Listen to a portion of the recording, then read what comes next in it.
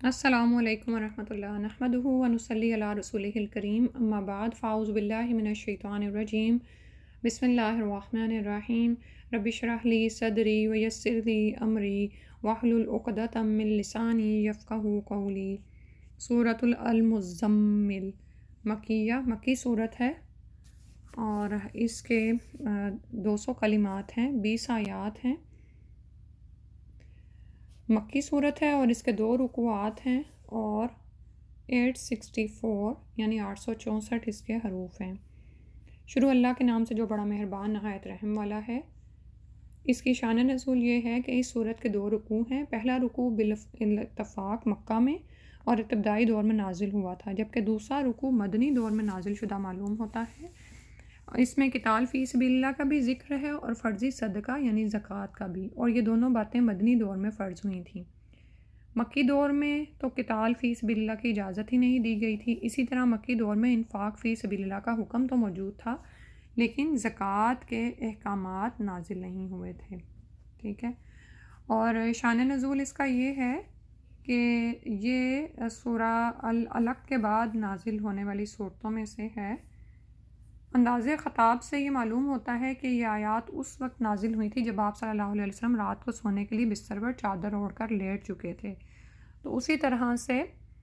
آپ صلی اللہ علیہ وسلم کو ہدایات دی جا رہی ہیں، ٹھیک ہے۔ فرمایا یا ایہا المزمل، زا پہ شد ہے، یہ مزمل نہیں ہے، مزمل ہے،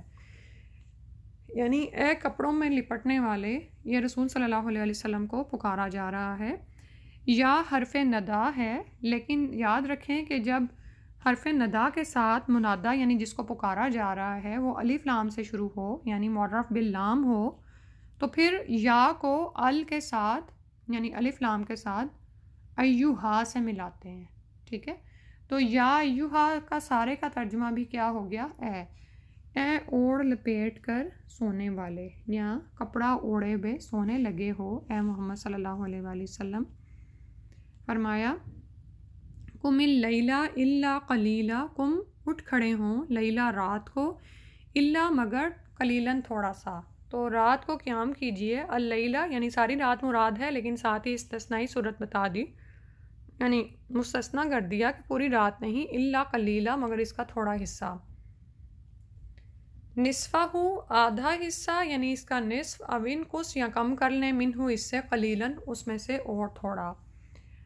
او زد یا زیادہ کر دیں، علیہ اس پر، ورتل القرآن ترتیلا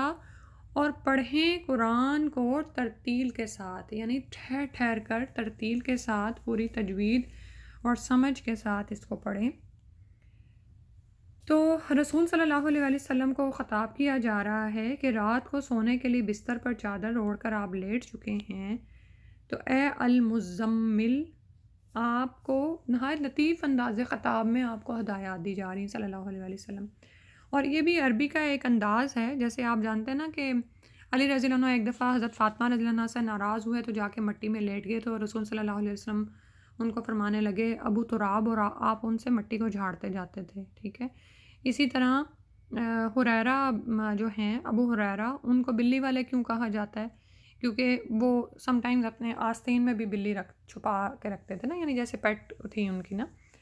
تو یہاں پر بھی نہایت لطیف انداز سے خطاب ہے کہ اے کپڑے جو لپیٹے ہوئے ہیں، تو اب پاؤں پھیلا کر بے فکر ہو کر سونے کے دن بیت چکے، اب آپ صلی اللہ علیہ وسلم پر کچھ ذمہ داریاں عائد کی جا رہی ہیں۔ قم اللیلہ الا قلیلا، تو ان کو نبھانے کے لیے جس قسم کی ریاضت کی ضرورت ہے اس میں سب سے اہم بات یہ ہے کہ اب آپ ساری رات سوئے نہیں بلکہ اٹھیں اور رات کا زیادہ حصہ اللہ کی عبادت میں مصروف رہا کیجیے۔ اس کا یہ مطلب نہیں ہے کہ آپ بہت کم سوئیں یا سویا ہی نہ کریں، بلکہ یہ ہے کہ عبادت میں گزرا ہوا وقت چاہے آدھا ہو، جیسے اس کے بعد فرمایا کہ اس کا نصف کر لیں یا اس میں سے بھی تھوڑا کم کر لیں، ٹھیک ہے، یا تو وہ اتنا حصہ آپ عبادت میں گزاریے، ٹھیک ہے۔ اور آپ یہ دیکھیں کہ رسول صلی اللہ علیہ وسلم کی سنت کی پیروی میں چونکہ صحابہ کرام بھی یہ کرتے تھے، اور اس کے بعد قیامت تک جو بھی شب بیداری کرے اور عبادت میں اللہ کے آگے حاضر ہو، تو ہم انسانوں پر مختلف طرح کی کیفیات آتی ہیں نا، اور اسی طرح ماحول میں بھی مختلف طرح کی تبدیلیاں آتی ہیں، دن اور رات کے چھوٹے بڑے ہونے میں مختلف تبدیلیاں ہوتی ہیں، ٹھیک ہے؟ تو عبادت میں وقت گزاریں، اور اللہ تعالیٰ نے خود ہی وہ حصہ بھی بتا دیا کہ کتنا حصہ آپ رات کو عبادت کریں گے، کہ نصف رات کر لیں، نصف رات سے کچھ کم یا کچھ زیادہ کر لیں۔ آپ یہ دیکھیں کہ بعض اوقات دن اور رات برابر ہوتے ہیں تو آدھی رات جاگنا کافی ہے، لیکن اگر راتیں چھوٹی اور دن بڑے ہوں تو آدھی رات سے زیادہ 2/3 رات عبادت میں گزاری ہے، اور اگر راتیں لمبی اور دن چھوٹے ہوں تو آدھی رات سے کم یا تہائی رات تک عبادت کرنا بھی کافی ہوگا، ٹھیک ہے؟ تو یعنی مختلف دنوں میں مختلف طرح کے حالات کے مطابق ریلیکسیشن دے دی گئی، اور پھر اسی طرح ہر انسان اپنے مطابق بھی کر سکتا ہے۔ اب جیسے نبی صلی اللہ علیہ وسلم 11 رکعت یعنی شب بیداری یعنی رات کی عبادت کرتے تھے، تو اس میں اگر کوئی 8 رکعتیں نہیں پڑھ سکتا تو پھر وہ کیا کرے کہ 2 رکعتیں کم از کم پڑھ لے۔ اگر وہ لمبی قرات نہیں کر سکتا، یا وہ یعنی دن میں اس کی اتنی زیادہ مصروفیت ہے کہ اس کو زیادہ نیند کی ضرورت ہے، تو کم از کم اتنا تو کریں کہ اٹھ کے 2 نوافل ضرور ادا کر لیں، ٹھیک ہے؟ اور یہ کیوں ضروری ہے؟ کیونکہ آپ یہ دیکھیں کہ اب جب 29واں پارہ مکمل ہو رہا ہے، ہمارے لیے بات ہو رہی ہے، تو اس دین کی ذمہ داری ہے تبلیغ دین، ٹھیک ہے؟ تبلیغ دین کے لیے نفس پر قابو پانا ہوگا، اور نفس پر قابو پانے کے لیے رات کی عبادت بہت ہی اہم نسخہ ہے، ٹھیک ہے؟ یعنی اور اس میں یہ نہیں فرمایا، آپ یہ یاد رکھیں تہجد کا مطلب یہ نہیں ہوتا کہ ہم رات کو نماز پڑھ کے سو جائیں، بلکہ حجدہ کا مطلب ہوتا ہے سو کے اٹھنا، کیونکہ جب انسان سو جاتا ہے نا تو اس کے بعد جو اٹھنے کے لیے اس کو محنت کرنی پڑتی ہے نا، اور اس کے بعد جب آپ بستر چھوڑتے ہیں اور وضو کرتے ہیں پھر نماز کے لیے کھڑے ہو جاتے ہیں، تو یہ بڑی اہم چیز ہے، یہ انسان کے نفس کو قابو کرنے میں بہت اہم ہے، ٹھیک ہے؟ اور کریں کیا اس وقت؟ اوزد علیہ ورتل القرآن ترتیلا، ترتیل کے ساتھ تلاوت کریں۔ رتل کسی چیز کی خوبی، آرائش اور بھلائی کو کہتے ہیں، اور رتل کے معنی سہولت اور حسن تناسب کے ساتھ کسی کلمہ کو ادا کرنا ہے۔ اس کا معنی خوش آوازی سے پڑھنا یا پڑھنے میں خوش الحانی اور حسن ادائیگی میں حروف کا لحاظ رکھنا، ہر لفظ کو ٹھہر ٹھہر کر اور الگ الگ کر کے پڑھنا ہے۔ اب یہ بہت اہم باتیں ہیں جو نوٹ کرنے کے قابل ہیں کہ ترتیل کیا ہے، کیونکہ بعض اوقات ہم پڑھ تو لیتے ہیں لیکن بہت تیزی میں ہوتے ہیں تو الفاظ الگ الگ سمجھ نہیں آ رہے ہوتے، ٹھیک ہے؟ اور پھر یہ کہ جب آپ ترتیل کے ساتھ آہستگی کے ساتھ آرام سے پڑھ رہے ہوتے ہیں نا، تو آپ کو اس بات کا موقع ملتا ہے کہ آپ اس کے معنی اور مطالب کو سمجھیں، ٹھیک ہے؟ ہر لفظ کی ادائیگی کے ساتھ اس کے معنی پر غور و فکر کریں۔ جب آپ غور و فکر کریں گے تو یہ چیز آپ کے دل میں اترے گی، ٹھیک ہے؟ اور آپ اس سے زیادہ فائدہ اٹھائیں گے۔ رسول صلی اللہ علیہ وسلم کس طرح سے پڑھتے تھے؟ سیدہ ام سلمہ رضی اللہ عنہا بیان فرماتی ہیں، جو کہ ام المومنین ہیں۔ آپ صلی اللہ علیہ وسلم کی عادت تھی کہ آپ صلی اللہ علیہ وسلم رات کو نماز پڑھتے، پھر اس قدر سو جاتے جتنی دیر نماز پڑھی تھی، پھر اتنی دیر نماز پڑھتے جتنی دیر سوئے تھے، پھر اس کے بعد اتنی دیر ہی سو جاتے جتنی دیر نماز پڑھی تھی، یہاں تک کہ صبح ہو جاتی۔ پھر آپ صلی اللہ علیہ وسلم کی قرات کی کیفیت بیان کرتے ہوئے فرمایا کہ آپ صلی اللہ علیہ وسلم کی قرات جدا جدا تھی، حرف حرف کر کے، ٹھیک ہے؟ اور یہ ترمذی ابواب فضائل القرآن کی حدیث ہے، جو کہ آئی ہے اس باب میں کہ بابن کیفا کانت قرات النبی صلی اللہ علیہ وسلم۔ انہی ام سلمہ رضی اللہ عنہ سے روایت ہے، رسول اللہ صلی اللہ علیہ وسلم اپنی قرات کو الگ الگ کرتے تھے، یعنی آپ صلی اللہ علیہ وسلم الحمدللہ رب العالمین پڑھتے پھر ٹھہر جاتے، الرحمن الرحیم پڑھتے پھر ٹھہر جاتے، پھر مالک یوم الدین پڑھتے، ٹھیک ہے؟ یعنی اس طرح سے کہ یعنی ہر آیت پر پھر آپ ٹھہرتے۔ حضرت انس رضی اللہ عنہ کے مطابق آپ صلی اللہ علیہ وسلم الفاظ کو کھینچ کر پڑھتے تھے، یعنی جب بھی مدات ادا کرتے، جیسے الحمدللہ رب العالمین، الرحمن الرحیم، مالکی یوم الدین، اس طرح سے۔ اور پھر جس طرح کی آیت تلاوت کرتے اس کے مطابق اللہ سبحانہ و تعالیٰ کی تسبیح بیان کرتے، یا اللہ تعالیٰ سے جنت کا سوال کرتے، یا جہنم سے اللہ کی پناہ مانگتے، ٹھیک ہے؟ تو اور بعض اوقات قرأت کو رپیٹ بھی کرتے، ٹھیک ہے، ایک ہی آیت بعض اوقات آپ کے وہ ہوتا نا کہ آپ ایک خاص کیفیت میں چلے جاتے ہیں تو آپ اس کو پھر وہ بار بار دہراتے ہیں۔ پھر فرمایا اب یہ آپ نے کیوں کرنا ہے، رات کا قیام کیوں ضروری ہے، انا بے شک ہم سنلقی ہم ڈالنے والے ہیں عنقریب علیکا آپ پر، قولاً ایک بات، ثقیلاً جو بہت بھاری ہے، ایک کلام ایک ایسا آپ پر نازل ہونے والا ہے جو بہت بھاری ہے، ٹھیک ہے، پیچھے ہم پڑھ چکے ہیں یہ بھاری کلام کیا ہے، جو آیا تھا نا کہ اگر ہم اس قرآن کو کسی پہاڑ پر نازل کرتے تو تم دیکھتے کہ وہ خشیت الہی سے دبا جاتا، پھٹا جاتا، ٹھیک ہے، تو یہ قرآن جو آپ صلی اللہ علیہ وسلم کو دیا جانے والا ہے یہ وہ کلمات ہیں، اور اس میں پھر وہ احکامات آئیں گے جو معاشرے میں انقلاب کے سلسلے میں آپ صلی اللہ علیہ وسلم کو دیے جا رہے ہیں۔ ایک بھاری چیز ہوگی آپ پر بھی، اور پھر اس کو پہنچانے کی ذمہ داری ایک بڑا بھاری کام ہوگا، ٹھیک ہے، اور پھر بعد میں ظاہر ہے جب انسان اس سے لطف اٹھاتا ہے نا تو پھر وہ بھاری نہیں رہتا، کیونکہ جیسے فرمایا نا کہ نماز بھاری ہے مگر خاشعین پر نہیں، ٹھیک ہے، تو لیکن اس وحی کا، اس کا کلام کا بھاری ہونا یہ تھا کہ ایک دفعہ زید بن ثابت شاید فرماتے ہیں جو کہ کاتب وحی بھی ہیں کہ وہ آپ صلی اللہ علیہ وسلم کے ساتھ بیٹھے ہوئے تھے، اور بعض اوقات ہوتا ہے نا کہ آپ ذرا تنگی میں بیٹھے ہوئے ہوتے ہیں تو ان کا گھٹنا نبی صلی اللہ علیہ وسلم کے گھٹنے کے نیچے تھا، تو اتنے میں آپ پر وحی نازل ہونے لگی، تو وہ کہتے ہیں کہ مجھے یوں لگ رہا تھا جیسے وہ بوجھ کے مارے میری یعنی درد کے مارے بوجھ سے وہ یعنی دبی جا رہی تھی ٹانگ ان کی نا، مفہوم اس کا مجھے یاد رہ گیا، تو یعنی یہ تھا اس کلام کا بھاری ہونا، اور جب نبی صلی اللہ علیہ وسلم پر یہ اترتا تھا تو آپ صلی اللہ علیہ وسلم کے بارے میں پھر آتا بھی ہے کہ سخت سردی میں آپ کے جسم پر پسینہ بھی آ جاتا تھا، ٹھیک ہے، اور پھر آپ یہ دیکھیں کہ یہ ایک ایسا بھاری کلام تھا جس کو آپ صلی اللہ علیہ وسلم نے خود پر لاگو کر کے دکھانا تھا، پہلے خود اس پر عمل کرنا تھا، ہر رسول ہر نبی اللہ کی دی ہوئی ہدایت پر پہلے خود عمل کرتا ہے، ٹھیک ہے، اور پھر وہ اس کو دوسروں تک پہنچاتا ہے، وہ خود عمل کا نمونہ بنتا ہے پہلے، ٹھیک ہے، اسی لیے نبی صلی اللہ علیہ وسلم کے بارے میں ہم پیچھے پڑھ رہے ہیں نا کہ عائشہ رضی اللہ عنہا کیا فرماتی ہیں کہ آپ کا اخلاق قرآن تھا، آپ چلتا پھرتا قرآن تھے، یعنی قرآن کی عملی تفسیر تھے، اور اب یہ دیکھیں کہ ایک ایسے معاشرے میں اس کلام کو پیش کرنا جن کے عقائد ہی مختلف ہیں، جو جاہلی تہذیب و تمدن رکھتے ہیں، اور صدیوں سے آپس میں وہ ایک لگے بندے پیٹرن پر چل رہی ہیں، بت پرستی ان میں عام ہے، اور بھی جو بھی ان میں برائیاں تھیں، اور اس کے علاوہ پھر آپس میں ایک دوسرے کے دشمن تھے قبائل ان کے، تو ایسے معاشرے میں محبت و معانست پیدا کرنی تھی، ایک اللہ کے نام پر ان کو ابھارنا تھا، بھائی بندی کی فضا پیدا کرنی تھی، اور پھر یہ کہ اسی قوم کو متحد کر کے، یعنی مشرکین عرب میں سے جو لوگ اٹھتے انہی کو متحد کر کے ساری دنیائے کفر سے ٹکر لینی تھی، تو اللہ تعالیٰ نے اس دین اسلام کو تمام ادیان پر غالب کرنا تھا، یہ وہ عظیم ذمہ داریاں تھیں جن کی آپ صلی اللہ علیہ وسلم کو اس آیت کے ذریعے اطلاع دی گئی، سنلقی علیکا قولا ثقیلا، تو اسی فریضہ کی تربیت کے سلسلے میں آپ صلی اللہ علیہ وسلم کو پچھلی آیات میں کیا حکم دیا گیا، رات کو اٹھ کھڑے ہوں، ورتل القرآن ترتیلا، تو ہم اس پیغام کو آگے لے جانا چاہتے ہیں، ہمیں بھی رات کو اٹھنا ہوگا، اب آگے جیسے رمضان آ رہا ہے ابھی سے ہم اپنی روٹین بنائیں، ضرور رات کا ایک حصہ اللہ کی عبادت میں گزاریں،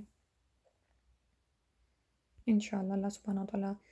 اس کو ہم پر آسان کر دے۔ فرمایا انا بے شک ناشیات اللیلی، رات کا اٹھنا، اٹھ کھڑے ہونا، ناشیہ ہیا وہ اشدو زیادہ شدید ہے، یعنی قوت والا ہے، وط ان روندنے میں، اقوام اور زیادہ درست ہے، قیلا الفاظ کے تلفظ میں، یعنی رات کے وقت اٹھ کے جو تلاوت کی جاتی ہے، اور سب سے پہلے تو یہ کہ اٹھا جاتا ہے اور پھر جان نماز پہ آپ کھڑے ہوتے ہیں، یہی چیز نفس کو دبانے میں بڑی کارگر ہے، ٹھیک ہے، کیونکہ نفس ہے نا ایک منہ زور گھوڑا ہے، یہ قابو میں نہیں آتا، ہمیں نیند آ رہی ہے، ہم گرم بستر نہیں چھوڑ سکتے، نہیں ٹھنڈے یا گرم پانی یا اس طرح جو بھی جس طرح کا موسم چل رہا تھا ہم وضو نہیں کر سکتے، چلو کوئی نہیں لیٹے لیٹے تسبیح کر لیتے، نہیں، کہا گیا انا ناشیات اللیلی، رات کو اٹھنا، قیام کرنا، وہ نفس کو قابو کرے گا، نفس کے گھوڑے کو، اور اس کو چلائے گا اللہ کے احکامات پر، پھر اللہ کی مدد آئے گی تو کام آسان ہوتے چلے جائیں گے، تب دعوت و تبلیغ آسان ہو جائے گی۔ وَأَقْوَمُ قِیلَ، اور الفاظ کے تلفظ میں زیادہ درست ہے، یعنی رات کو جس طرح سے قرآن سمجھ آتا ہے اور جس طرح دل پر اثر کرتا ہے وہ دن میں نہیں ہو سکتا، ٹھیک ہے؟ کیونکہ دن میں تو آپ کے ارد گرد بہت ہنگامہ، شور شرابہ اور سب کچھ ہے، ٹھیک ہے؟ تو اب رات کا حصہ رات کو اٹھ کر آپ یہ کریں،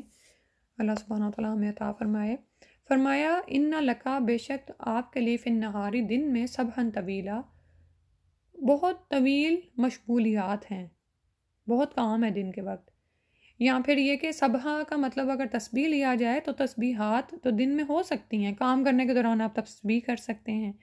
لیکن دیکھیں قیام جب آپ کرتے ہیں اور اللہ کے حضور حاضر ہوتے ہیں تو اس کے لیے تو آپ کو پوری توجہ، پورے اپنے جسم کے ساتھ متوجہ ہونا ہے نا۔ اس میں یہ تو نہیں ہے کہ آپ کچن میں کام کر رہے ہیں اور ساتھ ساتھ نماز پڑھ رہے ہیں۔ نماز کے لیے تو آپ کو ایک جگہ پر کھڑے ہونا ہے، معتکف ہو جانا ہے اور اللہ کے آگے حاضر ہو جانا ہے، ٹھیک ہے؟ تو دن میں آپ کے لیے بہت ساری مصروفیات ہیں، تو جو جس طرح کا تہجد کا وقت ہوتا ہے کہ سب سو رہے ہیں اور آپ کے اوپر کوئی ذمہ داری نہیں ہے کہ اس کام کو اتنے بجے ختم کرنا ہے یا فلاں کو اتنے بجے کھانا دینا ہے یا فلاں بچے کو دیکھنا ہے، تو آپ یہ دیکھیں کہ رات کو اللہ تعالیٰ ایک الگ ہی سکون طاری کر دیتے ہیں نا، تو کاموں کے اعتبار سے بھی۔ تو پھر کیا ہے کہ اس وقت انسان اللہ کی طرف زیادہ متوجہ ہوتا ہے، ٹھیک ہے؟ اللہ سبحانہ و تعالیٰ فرماتے ہیں نا کہ رات، اور پھر اللہ تعالیٰ رات کو تہجد کے وقت آسمان دنیا پر نزول فرماتے ہیں، پوچھتے ہیں کہ ہے کوئی دعا کرنے والا کہ اس کی دعا پوری کی جائے، ہے کوئی مانگنے والا کہ اس کی حاجت پوری کی جائے۔ اللہ ہمیں صحیح معنوں میں نا اللہ تعالیٰ ہمیں یہ عطا فرما دے۔ ہم پر کوئی مصیبت آ پڑتی ہے، ہم تہجد کی طرف رجوع نہیں کرتے، کیوں نہیں کرتے؟ اللہ تعالیٰ تو خود کہتے ہیں کہ میں سنتا ہوں پکار، اور اس وقت جو دل کی پکار نکلتی ہے نا، دن میں تو آپ دیکھیں ہم عورتوں کا تو کیا حال ہے کہ ہم ویسے بھی ملٹی ٹاسک ہوتی ہیں نا، تو یوزلی کیا کرتی ہیں کہ ایک کام کر رہی ہیں اور دوسرے کہیں کتنے کام ہمارے دماغ میں گھوم رہے ہوتے ہیں۔ تو رات کو اس کیفیت سے بھی انسان باہر نکل آتا ہے، کسی حد تک انسان کو جو ہے وہ اللہ کے حضور یعنی ایک یکسوئی نصیب ہو جاتی ہے، ٹھیک ہے؟ تو لیکن بات وہی ہے جو پیچھے فرمائی کہ یہ جو ہے نا یہ اشد وطئ، یہ وطأ ہے، واقوام قیلا کہ نفس کو روندنے والا ہے، نفس کو قابو کریں گے تو اٹھیں گے نا، ٹھیک ہے انشاءاللہ۔ پھر اس کے بعد فرمایا وَاذْكُرِ اسْمَ رَبِّكَ، اور ذکر کیجیے اپنے رب کا نام، وَتَبَتَّلْ إِلَيْهِ تَبْتِيلًا، اور اس کی طرف متوجہ ہو جائیں، سب سے بے تعلق ہو کر اسی کی طرف متوجہ ہو جائیں، ٹھیک ہے؟ تو ایک تو یہ کہ ابھی جیسے فرمایا کہ جب رات کو آپ قیام کریں گے تو دل و دماغ تازہ ہو جائے گا، اور جو قرآن پڑھا جائے گا وہ طبیعت اس کو پوری طرح سے لے رہی ہوگی، اس میں غور و فکر کرے گی۔ اور پھر یہ کہ اپنے رب کا نام کا ذکر کیجئے اور پوری یکسوئی اللہ کی طرف لگا دیجئے، ٹھیک ہے؟ اور تبتل کا معنی ہوتا ہے کسی شے کو کاٹ کر کسی شے سے جدا کرنا، یعنی ہر طرح کے مشغلوں سے، جھمیلوں سے توجہ ہٹا کر، فراغت پا کر اللہ تعالیٰ کی طرف متوجہ ہو جانا، خلوص نیت کے ساتھ عبادت الہی میں مشغول ہونا، ٹھیک ہے؟ اور آپ یہ دیکھیں کہ یہ چیز دن کے وقت حاصل نہیں ہو سکتی، اس کے لیے رات کو اٹھنا ہی مناسب وقت ہے، ٹھیک ہے؟ تو یہ چیزیں آپ یہ دیکھیں کہ ہر دین میں اس طرح کی چیزیں پائی جاتی ہیں کہ وہ لوگ تبتل کرتے ہیں، لیکن ان کا تبتل کیا ہوتا ہے کہ دنیا و مافیہا سے کٹ کر جنگلوں میں نکل جاؤ، راہبانیت اختیار کر لو، جیسے اللہ تعالیٰ نے فرمایا نا عیسائیوں کے لیے کہ انہوں نے راہبانیت جو اختیار کی تو انہوں نے خود ہی شروع کی تھی، یہ ایک بدعت تھی جو انہوں نے شروع کر لی تھی، اللہ نے ان کو اس کا حکم نہیں دیا تھا۔ ہماری راہبانیت کیا ہے، ہمارا اعتکاف کیا ہے؟ یہی رات کو تہجد کے وقت اللہ کی طرف متوجہ ہو جائیں، یا پھر یہ جو رمضان کے آخری 10 دن ہیں ان میں آپ ہوں، یا ویسے رمضان میں اعتکاف کرنا، ٹھیک ہے؟ تو اور وہ بھی باقاعدہ مسنون اعتکاف کیا جائے، یہ نہیں کہ آپ کسی جگہ پر آپ نے کہا کہ اب میں بیٹھ گیا ہوں تو یہ اعتکاف ہو گیا، وہ باقاعدہ جس طرح جو بھی مسنون ہے کہ مساجد میں ہوتا ہے، اور پورے پروٹوکول کے ساتھ کہ ہر چیز سے الگ ہو کر اس کی طرف متوجہ ہو جانا، ٹھیک ہے؟ تو ہم میں سے بہت سی خواتین نہیں بھی کر سکتی ہیں اعتکاف، تو کم از کم تہجد کے وقت تو کچھ حصہ، رات کا کچھ حصہ، جیسے شروع میں ہی فرما دیا نا آدھی رات ہے، اچھا نہیں آدھی رات قیام کر سکتے، تھوڑا کم کر لو اور کم کر لو، لیکن اٹھو تو اللہ کی طرف متوجہ تو ہو۔ اور پوری یکسوئی اختیار کرو اللہ کی طرف۔ پھر فرمایا وہ رب المشرقی، وہ جو رب ہے مشرق کا، والمغربی اور مغرب کا، لا الہ نہیں ہے کوئی معبود الا ہو مگر وہی، فاتخذہ وکیلا تو اس کو اپنا نگران بنا لیں۔ سبحان اللہ، وہی مشرق و مغرب کا رب ہے، اس کے سوا کوئی الہ نہیں، کوئی معبود نہیں۔ جب الہ کوئی نہیں تو پھر مانگنا کس سے اور کس کی عبادت کرنی؟ صرف اللہ ہی کی عبادت کرنی ہے اور اسی سے مانگنا ہے۔ ایاک نعبد و ایاک نستعین، ٹھیک ہے؟ تو ہر طرف سے توجہ ہٹا کر اسی کی طرف متوجہ ہو جائیں، اسے اپنا کارساز بنا لیں، ٹھیک ہے؟ یعنی جیسے یہ ہوتا ہے نا دنیا میں، آپ کسی مقدمے کے لیے کسی کو اپنا وکیل بنا لیتے ہیں کہ وہ آپ کی طرف سے آپ کا مقدمہ لڑ سکتا ہے، بالکل اسی طرح سب ذمہ داری اللہ کے سپورٹ کر کے مطمئن ہو جائیں، اللہ ہے نا۔ اچھا، توکل کے لیے اگلے ہی دن میں نے ایک آیت سنی اور میں نے یاد کرنے کی کوشش کی، تو اس کے بارے میں وہ بتا رہی تھی میری استاذہ کہ یہ اس کو سمجھے کہ یہ توکل کا وظیفہ ہے۔ بعض اوقات ہم توکل کا معنی سمجھنا چاہتے ہیں نا، نہیں سمجھ آتی، پھر غلطی کر جاتے ہیں۔ تو اچھا، ابھی پیچھے رہبانیت کا رہ گیا، جیسے رہبانیت کا بھی ذکر ہو رہا تھا نا، تو اللہ تعالیٰ یہ نہیں چاہتے کہ آپ دنیا چھوڑ کر تو صرف اللہ ہی کی طرف متوجہ ہو جائیں، بلکہ اسی دنیا سے اپنی آخرت کو کمائیں، ٹھیک ہے؟ تو اسی طرح توکل کا بھی مطلب یہ نہیں ہوتا کہ انسان سارے اسباب چھوڑ کر تو اللہ سے مدد مانگتا رہے اور خود کچھ نہ کرے۔ توکل کا مطلب یہ ہوتا ہے کہ انسان یعنی مومن کا معاملہ یہ ہوتا ہے کہ اسباب اختیار کرنے سے پہلے اس نے بھروسہ اللہ پر رکھا، اس کے بعد اس نے اسباب اختیار کیے، ٹھیک ہے؟ پہلا سٹیپ یہ ہے کہ اس نے اللہ پر بھروسہ کیا کہ اگر اللہ نے کرانا ہے یہ کام، میری قسمت میں ہے تو ہو جائے گا۔ اس کے بعد وہ ہاتھ چھوڑ کے نہیں بیٹھ گیا، اس کے بعد وہ اٹھا، اس نے اسباب اختیار کیے، یعنی دوسرا سٹیپ کیا تھا کہ اس نے اسباب اختیار کیے، اور اس اسباب اختیار کرنے کے بعد اس نے پھر توکل اللہ پر ہی رکھا، یعنی اس کا اوورآل شروع سے توکل اللہ پر ہی چل رہا ہے، اللہ کے حکم سے ہی اس نے اسباب بھی اختیار کیے ہیں کہ یہ اللہ کا حکم ہے کہ اسباب اختیار کرو، لیکن اب اسباب بھی اس کے پاس سارے ہو گئے، لیکن توکل اس کا اللہ پر ہی ہے کہ اگر اللہ تعالیٰ چاہیں گے، وہی مسبب الاسباب ہے، تو وہ ان اسباب سے وہ کام کرا دیں گے، وہ ہو جائے گا، اور اگر اللہ تعالیٰ کی منشا نہیں ہے، اس کی مشیت نہیں ہے، تو پھر کسی کے چاہنے سے یا کسی کے روکنے سے وہ کام ہو نہیں سکتا، وہ اسباب کارگر نہیں ہوں گے، ٹھیک ہے؟ تو یہ توکل ہے۔ اب اس کو اب جیسے ابھی میں کہہ رہی تھی نا کہ ہم چاہتے ہیں کہ ہم یہ توکل اختیار کریں، بعض اوقات ہماری کوئی ضرورت پھنسی ہوئی ہوتی ہے، ہم کسی سے کہہ تو دیتے ہیں لیکن پھر کہتے ہیں کہ ہاں یہ میں نے اچھا نہیں کیا، یہ تو مجھے اللہ سے ہی مانگنا چاہیے تھا، اللہ سے ہی مانگیں، لیکن اللہ تعالیٰ نے دنیا میں یہ اسباب بھی رکھے ہیں، اگر مافوق الفطرت طریقے سے آپ کسی سے مانگ رہے ہیں نا تو وہ نہیں کریں گے ہم، ٹھیک ہے؟ لیکن اگر کسی کی ریچ میں وہ کام ہے تو ہم وہ اس سے کروا سکتے ہیں، ہم کہہ سکتے ہیں اس سے، لیکن وہی بات ہے کہ توکل اللہ پر ہی، ٹھیک ہے؟ جیسے مثلاً آپ کے بیٹا یا بیٹی کی شادی ہونے والی ہے، آپ اللہ سے دعائیں کر رہے ہیں لیکن اس کے ساتھ ساتھ آپ یعنی اب مجھے شادی کی یہ دعا بھی یاد آ گئی کہ ربی انی لما انزلت الی من خیر فقیر، یہ وہ دعا ہے نا موسیٰ علیہ السلام نے پڑھی تھی تو ان کو جو ہے زوج بھی عطا کر دیا تھا اللہ نے، اچھی زوجہ بھی عطا کر دی تھی، تو لیکن اس کے ساتھ ساتھ اسباب اختیار کیے جائیں گے، یعنی ممکن حد تک، چاہے لڑکی ہے آپ کی، چاہے لڑکا ہے، جس کو جو بھی آپ اس کے لیے زوج کی تلاش کر رہے ہیں، بیٹی ہے تو کوئی اچھا لڑکا ڈھونڈ رہے ہیں، بیٹا ہے تو اچھی لڑکی ڈھونڈ رہے ہیں، تو آپ کسی سے کہیں گے، سنیں گے، اسباب تو اختیار کریں گے، لیکن اگر اللہ تعالیٰ چاہیں گے تو وہ کام ہوگا، ادروائز نہیں ہوگا، یہ ہمارا اللہ پر یقین اور بھروسہ ہے، ٹھیک ہے؟ اچھا، اب بات یہ ہو رہی تھی کہ بعض اوقات ہم یعنی کہ ہم یہ نا چاہ رہے ہوتے ہیں کہ ہم توکل رکھیں، لیکن کتنی دفعہ ہم سلپ ہوتے ہیں، تو وہ میں نے اگلے دن وہ پڑھی، انی توکلت علی اللہ ربی و ربکم، سورہ ہود کی آیت ہے، اور ہود علیہ السلام نے مانگی، انی توکلت علی اللہ ربی و ربکم ما من دابۃ الا آخذ بناصیتها ان ربی علی صراط مستقیم، ٹھیک ہے؟ کہ میں نے توکل کیا اللہ پر جو میرا رب ہے اور تمہارا بھی رب ہے، نہیں ہے کوئی جاندار مگر اس کی پیشانی اللہ ہی تھامے ہوئے ہیں، بے شک میرا رب اوپر سیدھے راستے کے ہے، ٹھیک ہے؟ تو اگر کسی شخص نے آپ کا کام کرنا ہے تو وہ بھی اللہ کے حکم سے ہی ہونا ہے، کیونکہ اس کی پیشانی تو اللہ کے قبضے میں ہے، ٹھیک ہے؟ تو اللہ سبحانہ و تعالیٰ ہمیں حقیقت میں اس توکل کی توفیق عطا فرما دے کہ وہی تو رب ہے مشرق اور مغرب کا، اس کے علاوہ کوئی معبود نہیں، تو اسی کو اپنا کارساز بنائیے،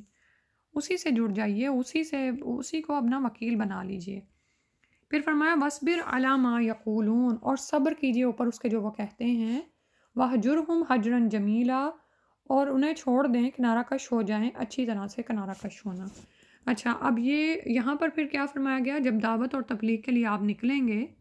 اب آپ نے وکیل اللہ تعالیٰ کو بنا لیا ہے، کارساز بنا لیا ہے، اور وہی جو دعا بھی بتائی ہے نا، وہ بھی بار بار پڑھتے رہیں، یعنی کہ وہ وظیفے کی طرح آیت پڑھتے رہیں۔ تو اب آپ لوگوں کے پاس پہنچیں گے، لوگوں کی طرف سے طعنے بھی سننے کو ملیں گے، اور بھی جو بھی مشرکین مکہ جو نبی صلی اللہ علیہ وسلم کے ساتھ کر رہے تھے اور صحابہ کے ساتھ جو کر رہے تھے، تو کیا کرنا ہے کہ صبر کرنا ہے۔ صبر کا مطلب ہے کہ نیگیٹو ریئیکشن شو نہیں کرنا، وَاهْجُرْهُمْ هَجْرًا جَمِيلًا، اور ان کو اچھے طرح سے چھوڑنا ہے، شریفانہ طریقے سے ان سے الگ ہو جانا ہے۔ اب یہاں پر یہ نہیں کہ ان سے قطع تعلق کر لینا ہے، بلکہ جہاں تک ممکن ہو ان کے طعن و تشنیع، طنز اور تمسخر، تلخ کلامی امی کا تعلق ہے تو ان کی یہ باتیں برداشت کیجیے، انہیں کچھ جواب نہ دیں۔ اور لیکن جب آپ دیکھیں کہ اس وقت وہ کوئی خیر کی بات سن سکتے ہیں، تو آپ کو یہ موقع ہاتھ سے نہیں جانے دینا چاہیے، بلکہ ان کا بھلا سوچتے ہی رہنا چاہیے، اچھے طریقے سے ان کو چھوڑ دیں جس وقت وہ نہیں سننا چاہ رہے، یعنی یہاں اپنے بتوں کی عبادت میں بری طرح سے پھنسے ہوئے اور نہیں سن رہے، لیکن ان سے قطع تعلق نہ کریں، انہیں اللہ کی طرف دعوت دیتے رہیں۔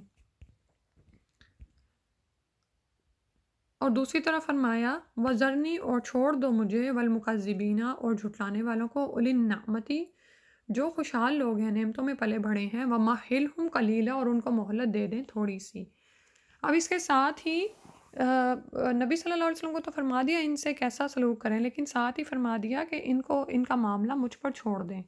یہ جو نعمتوں میں پلے بڑھے ہیں اور اللہ سے بے تعلق ہو رہے ہیں۔ اور آپ یہ دیکھیں کہ نبیوں کو جھٹلانے والے عموماً ایسے ہی نعمتوں والے خوشحال لوگ ہی ہوتے ہیں۔ قرآن نے بعض دوسرے مقامات پر انہیں مترفین بھی کہا ہے۔ اور ایسی اس کو یعنی آپ ایلیٹ کلاس کہہ لیں کہ یہ ایسے لوگ ہوتے ہیں کہ معاشرے میں ان کا ایک حلقہ اثر ہوتا ہے، ایک ان کا مخصوص مقام ہوتا ہے۔ جب نبی دعوت دیتا ہے نا تو ان کو لگتا ہے کہ ہمارا ایک پورا بنا بنایا سیٹ اپ گر جائے گا اور ہماری عزت ہمارے ہاتھ سے جاتی رہے گی اور ہمارا اقتدار جاتا رہے گا، تو پھر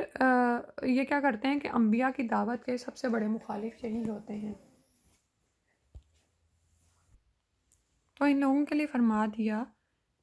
کہ آپ ایسے لوگوں کی مخالفت کی پرواہ نہ کریں، ان سے اللہ سبحانہ تعالیٰ خود ہی نپٹ لیں گے۔ لیکن ظاہر ہے اللہ تعالیٰ ان کو ایک ڈھیل دے رہے ہیں، ابھی ان کا وقت نہیں آیا، ٹھیک ہے، یعنی کہ ان کو ابھی مخالفت کرنے کا موقع بھی اللہ ہی کی طرف سے دیا جا رہا ہے۔ وَمَهِّلْهُمْ قَلِيلًا، اور ان کو مہلت دیں تھوڑی۔ اور اللہ تعالیٰ نے فرمایا اِنَّا لَدَيْنَا أَنْكَالًا وَجَحِيمًا، بے شک ہمارے پاس ہیں عذاب اور دہکتی آگ۔ اب یہ ان کے لیے ان کو ایک دھمکی ہے کہ ایسے لوگوں کے لیے ہمارے پاس بیڑیاں بھی ہیں اور دوزخ بھی۔ استغفر اللہ، توبہ الیہ، اللہ رحمت اللہ تعالیٰ معاف فرما دے۔ یعنی یہ جو آسودہ حال لوگ ہیں، ایلیٹ کلاس ہیں، جو آپ صلی اللہ علیہ وسلم کی دشمنی میں اور مخالفت میں پیش ہیں، تو وہ پکڑے جائیں گے، ان کو سزا دی جائے گی، اور سزا دینے کے لیے اللہ کے پاس بہت کچھ ہے، عذاب ہے اور دہکتی آگ ہے۔ پھر فرمایا اب یعنی یہ کلام جاری ہے کہ وَطَعَامًا، اور کھانا ان کو ایسا دیا جائے گا، ذا غصتیوں، جو گلے میں اٹک جانے والا ہوگا، استغفر اللہ، وَعَذَابًا عَلِیمًا، اور دردناک عذاب۔ یعنی جب یہ ان کو ایسی آگ میں پھینکا جائے گا تو وہاں پر کھانے کے لیے بھی کچھ نہیں ہوگا، اگر ہوگا تو ایسا کھانا جو گلے میں اٹک جانے والا ہوگا، اور دردناک عذاب ان کو ملے گا، یعنی وہ سزا بھی الگ ساتھ مل رہی ہوگی، استغفر اللہ۔ اور آپ یہ دیکھیں کہ جو پیچھے آیا نا انکالوں و جہیمہ، کہ آگ میں بھی ہیں اور اس کے ساتھ ساتھ بیڑیاں بھی ہیں، ان بیڑیوں کے بوجھ کی وجہ سے ہل تک نہیں سکیں گے۔ اور پھر یہ کہ جب آگ میں پھینکے جائیں گے، بھڑکتی ہوئی آگ میں، تو کھانے کو تھوہر کا درخت ہوگا، جو بھوک کی وجہ سے کھانے کی کوشش کریں گے لیکن وہ گلے میں جا اٹکے گا، اور اس کے ساتھ ساتھ دردناک سزا بھی ملے گی۔ پھر فرمایا قیامت کے دن کا احوال، یوما، جس دن ترجفو، کانپے گی، الارض، زمین، والجبال، اور پہاڑ، وکانت، اور ہو جائیں گے، الجبال، پہاڑ، کثیبا مہیلا، ریت کے تودے ریزہ ریزہ، یعنی آج تو دیکھیں کہ پہاڑوں کی جڑیں زمین کے اندر دور تک نیچے بڑی مضبوطی کے ساتھ جمی ہوئی ہیں، اور یہ زمین کی میخیں ہیں جو گاڑ دی گئی ہیں، لیکن قیامت کے دن یہ حال ہوگا کہ پہاڑوں کی یہ گرفت ڈھیلی پڑ جائے گی، زمین میں زلزلے بھی آئیں گے تو کانپے گی زمین، اور پہاڑ ہو جائیں گے، پہاڑ اور زمین دونوں کانپیں گے، اور پہاڑ ہو جائیں گے ریت کے تودے ریزہ ریزہ، یعنی جب وہ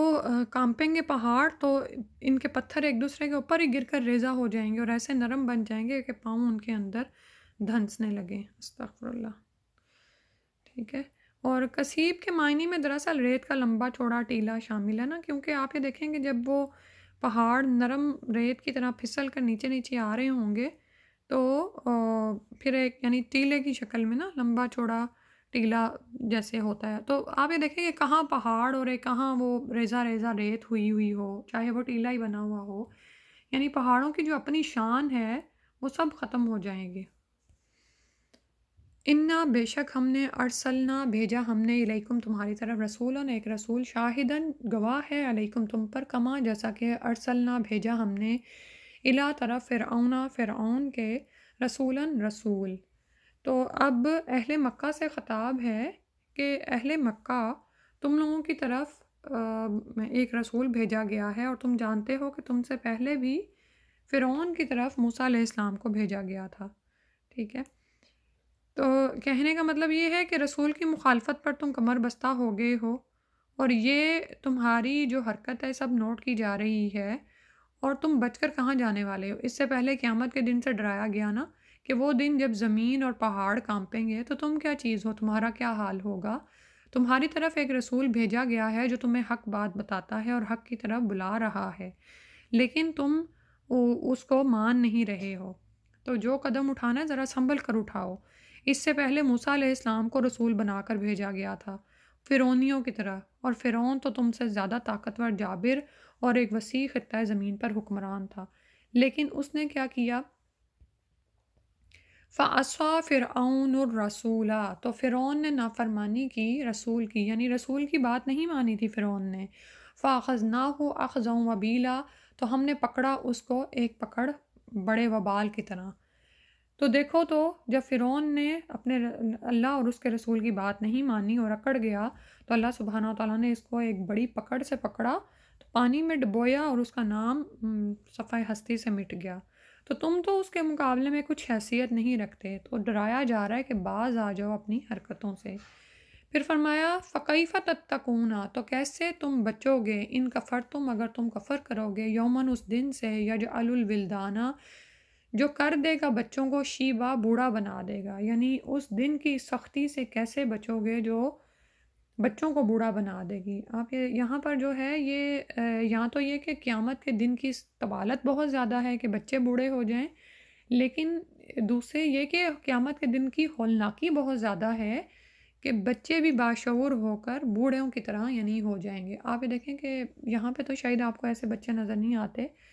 لیکن کچھ تھرڈ ورلڈ کنٹریز ایسے ہیں کہ وہاں پر بھوک، افلاس اور یعنی بعض اوقات ظلم کے سائے اتنے گہرے ہوتے ہیں، لوگوں کا رویہ ایسا ہوتا ہے، جیسے ابھی پیچھے لیٹ کلاس کا ہی ذکر آ رہا تھا، تو ایسے لوگوں کا رویہ بچوں کے ساتھ ایسا ہوتا ہے کہ بچے پھر بچپن ان کا ختم ہو جاتا ہے، ان کے کبھی آپ نے ایسا بچہ کوئی دیکھا ہو کہ جو چہرے سے ہی بڑا لگتا ہو؟ بچے باشعور ہو جاتے ہیں اپنی جوانی سے پہنچنے سے پہلے ہی، ٹھیک ہے، رشد کی عمر سے پہلے ہی وہ۔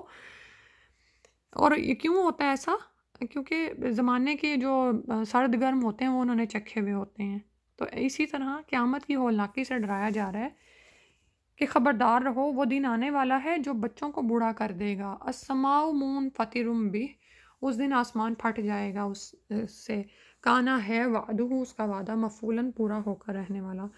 تو زمین اور پہاڑوں کا حال ابھی بتایا، اب بتایا کہ آسمان پھٹ جائے گا اور اس دن وہ بودا ہوگا، ٹھیک ہے، اور فرشتے اس کے کناروں پر ہوں گے، اور یہ ضرور پورا ہوگا وعدہ اللہ کا۔ آج تو تمہیں آسمان نظر آتا ہے اپنے اوپر ایک کینوپی کی طرح، تمہیں سایہ دیا ہوا ہے اور تمہیں آسمان سے برے کی بلاؤں سے بچائے ہوئے ہے، یعنی جو بھی اللہ تعالیٰ کی طرف سے آفتیں اگر آئیں تم پر تو آسمان ہے بیچ میں ایک طرح سے تمہیں چھت، لیکن کیا ہے کہ قیامت والے دن یہ پھٹ جائے گا۔ اللہ کا وعدہ ضرور پورا ہوگا۔ ان حاضی ہی تذکرہ، بے شک یہ ایک نصیحت ہے، فمن شاء اتخذ الی ربہ سبیلا، تو جو کوئی چاہے تو بنا لے اپنے رب کی طرف ایک راستہ۔ تو اب یہی بہترین نصیحت ہے جو تمہیں کر دی گئی، تو تمہارا طرز عمل تو یہی ہونا چاہیے کہ تم اس قرآن کی نصیحت پر عمل کرو، اللہ کی نافرمانی کی بجائے فرمانبرداری کا راستہ اختیار کرو، اپنے رب کی طرف پلٹو۔ فمن شاء اتخذ الی ربہ سبیلا، اپنے رب کی طرف ایک راستہ بنا لو۔ ان ربک، بے شک تیرا رب، یعلم، وہ جانتا ہے، انکا، کہ بے شک آپ تقوم، آپ کھڑے ہوتے ہیں، ادنا، تھوڑا، من ثلثی اللیل، من ثلثی اللیل، دو تہائی رات کے، و نصفہ، اور آدھی رات کے، و ثلثہ، اور اس کا تہائی، و طائفۃ، اور ایک جماعت، من الذین معک، ان لوگوں میں سے جو آپ کے ساتھ ہے، واللہ یقدر، اور اللہ اندازہ فرماتا ہے، اللیل والنہار، رات اور دن کا، علما، اس نے جانا، ان لن تحصوہ، کہ تم ہرگز نہ نباہ کر سکو گے، یعنی شمار نہیں کر سکتے، فتاب علیکم، تو وہ تم پر مہربان ہوا، فقرؤ ما تیسر من القرآن، تو پڑھو جس قدر تمہیں آسانی کے ساتھ ہو سکے قرآن میں سے، علما، اس نے جان لیا، ان کے سیکون کے ہوں گے، منکم، تم میں سے، مردہ، کوئی بیمار، وآخرون، اور کچھ دوسرے، یضربون، وہ سفر کریں گے، فی الارض، زمین میں، یبتغون، تلاش کرتے ہوئے، من فضل اللہ، اللہ کے فضل میں سے، وآخرون، اور کہیں دوسرے، یقاتلون، وہ جہاد کریں گے، فی سبیل اللہ، اللہ کی راہ میں، فقرؤ، تو پڑھو، ما تیسرا، جس قدر آسانی ہو، منہ، اس میں سے، واقیم الصلاۃ، اور قائم کرو نماز، وآتوا الزکوٰۃ، اور دیتے رہو زکوٰۃ، وأقرضوا اللہ، اور قرض دو اللہ کو، قرضا حسنا، اچھی طرح سے قرض دینا، یعنی قرض حسنا، یا اخلاص سے جو دیا جاتا ہے، وما تقدموا، اور جو کچھ تم آگے بھیجو گے، لأنفسکم، اپنے نفسوں کے لیے، من خیرین، کوئی بھلائی، کسی بھی بھلائی میں سے، تجدوہ، تم پاؤ گے اس کو، عند اللہ، اللہ کے ہاں، ہوا خیرن، وہ بہتر ہے، وأعظم اجرا، اور اجر کے اعتبار سے بڑا، واستغفر اللہ، اور بخشش طلب کرو اللہ سے، ان اللہ غفور الرحیم، بے شک اللہ تعالیٰ نہایت رحم کرنے والا، نہایت بخشنے والا، رحم کرنے والا ہے۔ تو اب اس آخری آیت میں تخفیف فرما دی گئی، جو احکامات شروع میں نازل ہوئے ہیں، اور سورہ مزمل کی یہ آیت پورے رکوع پر مشتمل ہے، ٹھیک ہے۔ تو اور اس میں اللہ سبحانہ و تعالیٰ نے یعنی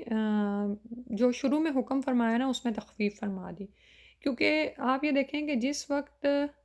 پہلے حکم کے مطابق آپ صلی اللہ علیہ وسلم کو، اور ظاہر ہے آپ صلی اللہ علیہ وسلم کی پیروی میں صحابہ کرام بھی کم از کم تہائی رات کا قیام ضروری فرماتے تھے، اور اس زمانے میں گھڑیاں تو موجود نہیں تھیں، تو لہٰذا آپ صلی اللہ علیہ وسلم اور اسی طرح سب صحابہ کرام بعض دفعہ رات کا اکثر حصہ قیام فرماتے، محض اس احتیاط کی وجہ سے کہ کہیں وقت تہائی رات سے کم نہ ہو، اور اسی طرح کھڑے کھڑے بسا اوقات ان کے پاؤں متورم ہو جاتے تھے، تو بعد میں اس حکم کے ذریعے سابقہ حکم میں کافی تخفیف فرما دی گئی، ٹھیک ہے۔ تو قیام اللیل کا حکم فرض کے درجے کے بعد استحباب کے درجے میں داخل ہو گیا، کہ بے شک اللہ تعالیٰ جانتا ہے کہ تم کھڑے ہوتے ہو تہائی رات میں سے کم، ٹھیک ہے، آپ تقریباً یعنی دو تہائی رات کھڑے ہوتے ہیں، ثلثی اللیل و نصفہ، اور اس کا آدھا، ٹھیک ہے، دو تہائی مطلب نصف سے زیادہ، یا نصف، و ثلثہ، یا ایک تہائی رات، اور آپ کے ساتھ ساتھ صحابہ کرام، یعنی طائفۃ من الذین معک، جو آپ کے ساتھ ہیں ایمان لانے والوں میں سے، وہ بھی کھڑے ہوتے ہیں، اور اللہ سبحانہ و تعالیٰ دن اور رات کو گھٹاتے بڑھاتے ہیں، کمی بیشی کرتے ہیں، تو اللہ کو تو معلوم ہے کہ تم اوقات کا صحیح شمار نہیں کر سکو گے، تو اللہ تعالیٰ نے تم پر مہربانی فرما دی کہ جتنا آسانی سے تم قرآن پڑھ سکو پڑھو، سبحان اللہ، کتنا یعنی ہمارے لیے آسانی ہو گئی ہے نا۔ اللہ سبحانہ تعالیٰ جانتے ہیں کہ تم میں سے کوئی مریض بھی ہوں گے،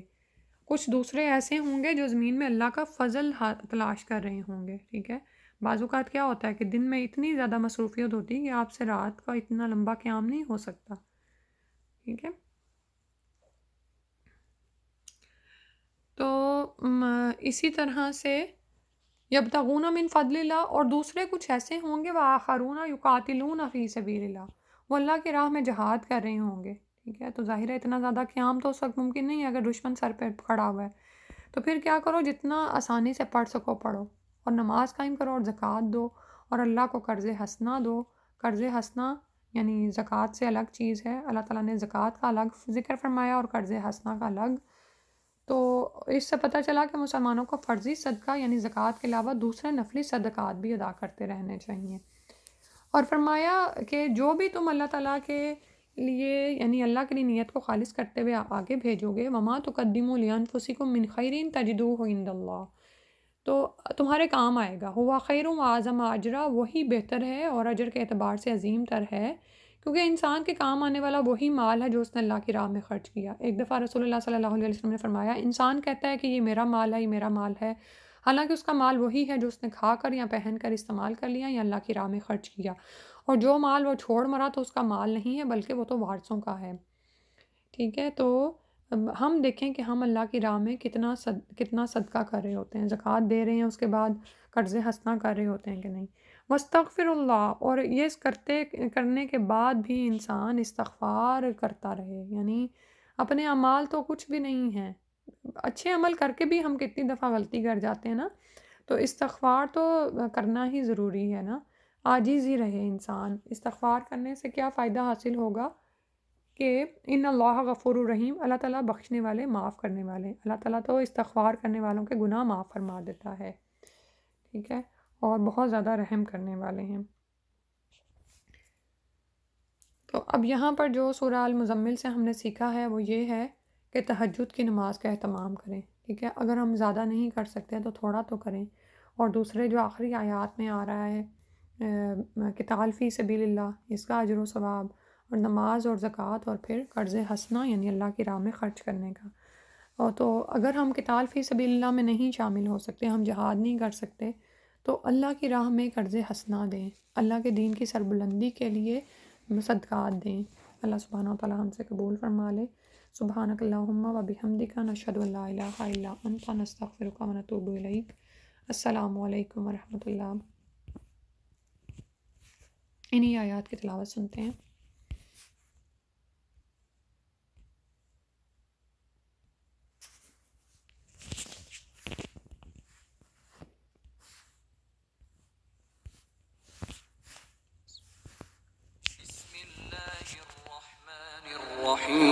الرحيم يا أيها المزمل قم الليل إلا قليلا نصفه أو انقص منه قليلا أو زد عليه ورتل القرآن ترتيلا إنا سنلقي عليك قولا ثقيلا إن ناشئة الليل هي أشد وطئا وأقوم قيلا إن لك في النهار سبحا طويلا واذكر اسم ربك وتبتل إليه تبتيلا رب المشرق والمغرب لا إله إلا هو فاتخذه وكيلا واصبر على ما يقولون واهجرهم هجرا جميلا وذرني والمكذبين أولي النعمة ومهلهم قليلا إن لدينا أنكالا وجحيما وطعاما ذا غصة وعذابا أليما يوم ترجف الأرض والجبال وكانت الجبال كثيبا مهيلا إنا أرسلنا إليكم رسولا شاهدا عليكم كما أرسلنا إلى فرعون رسولا فعصى فرعون الرسول فأخذناه أخذا وبيلا